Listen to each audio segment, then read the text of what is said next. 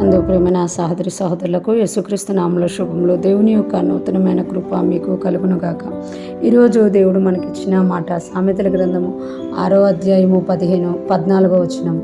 వాని హృదయము అతి మూర్ఖ స్వభావము గలది, వాడెల్లప్పుడూ కీడు కల్పించుచు జగడములు పుట్టించును. ఈ మాటలు మనము సామెతల గ్రంథం 6వ అధ్యాయం 14వ వచనం చూస్తున్నాం. ఈ మాటలు సొలొమోను మహారాజు రాసినట్టుగా మనకందరికీ తెలుసు అనమాట. ఇక్కడ మనం చూసుకుంటే వాని హృదయము అతి మూర్ఖ స్వభావము గలది అంటున్నారు.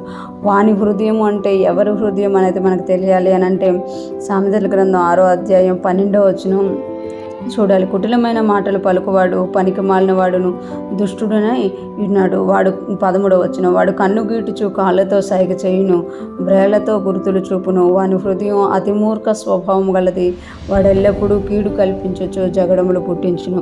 అంటే మూర్ఖుడైన వాళ్ళు, దుష్టుడైన మనుషుని యొక్క హృదయం ఎలా ఉంటుందంట, అతి మూర్ఖ స్వభావం గలదట.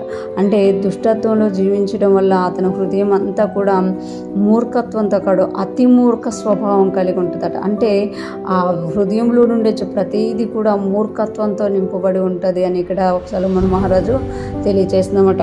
వాని హృదయము అతి మూర్ఖ స్వభావం గలదు. మూర్ఖుల్ని ఎదుర్కోవడమే పిల్లల్ని పోగొట్టుకుని ఎలుగుబంటిని ఎదుర్కొన్నంత కష్టం అని సొలొమోను మహారాజు తెలియజేస్తారు. ఇంకా దుష్టుడంట అతి మూర్ఖ స్వభావం కలిగి ఉంటాడంట.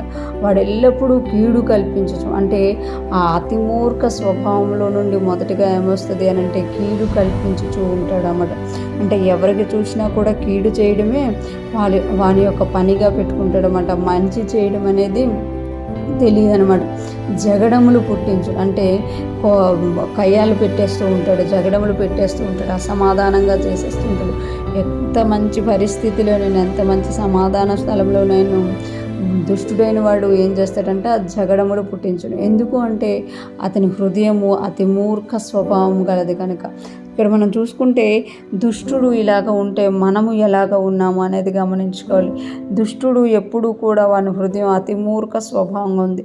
యేసయ్యని ఎరిగిన మనము ఆ దుష్టత్వంలో నుండి మనల్ని బయటికి తీసుకురావడానికి ఆయన తన ప్రాణాన్ని వెలగా చెల్లించారన్నమాట. అలాగ వెలగా చెల్లించబడి మనల్ని రక్షించుకున్న యేసయ్య మనము ఎలా ఉండాలని కోరుకుంటున్నాడు అని అంటే మన హృదయము మెత్తనిదిగా ఉండాలని, కరుణతో కనికరమతో మన హృదయం నింపబడి ఉండాలని దేవుడు కోరుకుంటున్నారు. అక్కడ దుష్టుడైతే ఎల్లప్పుడూ కూడా వాడు ఏం చేస్తాడంట, కీడు కల్పిస్తూ ఉంటాడు. మనము దేవుని హృదయములు కలిగి ఉన్న వారమైతే మనం ఎల్లప్పుడూ ఇతరులకు మేలు చేసేవారంగా, మేలు యోచించేవారంగా, వారికి మన వల్ల జరిగే మేలును చేసేవారిగా ఉండాలి. ఇంకొకటి, వాడు ఎప్పుడు కూడా జగడములు పుట్టించేస్తుంటాడు. మనము దేవుణ్ణి ఎరిగిన వారము, మెత్తన హృదయం కలిగిన వారము, యేసయ్య మన హృదయంలో ఉన్నాడు అంటే మనం ఎప్పుడూ కూడా ఇతరులకి సమాధానము కలిగి చేసేవారిగా ఉండాలి.